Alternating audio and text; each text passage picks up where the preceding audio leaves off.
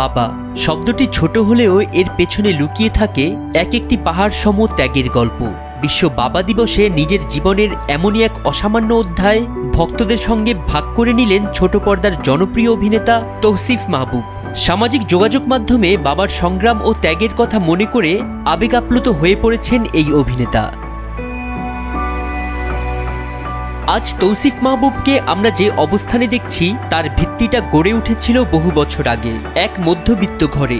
তৌসিফ জানান, যখন তার বাবার মাসিক আয় ছিল মাত্র ৮,০০০ টাকা, তখন তিনি নিজের ভবিষ্যতের কথা না ভেবে ৪,০০০ টাকা বেতনের এক ইংলিশ মিডিয়াম স্কুলে ভর্তি করিয়েছিলেন ছেলেকে।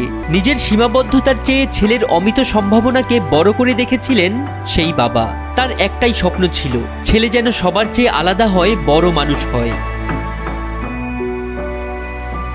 বাবার এই সাহসী সিদ্ধান্ত ও আত্মত্যাগের কথা স্মরণ করে তৌসিফ লিখেছেন, আমার জন্য তিনি এমন এক স্বপ্ন দেখেছিলেন যার মূল্য ছিল তার অসংখ্য ত্যাগ আর পরিশ্রম।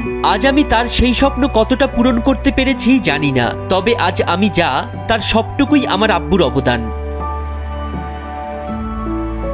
তৌসিফের চোখে তার বাবাই জীবনের প্রথম শিক্ষক, প্রথম অনুপ্রেরণা, যিনি সীমাবদ্ধতার মাঝেও তাকে আকাশ ছোঁয়ার সাহস জুগিয়েছেন।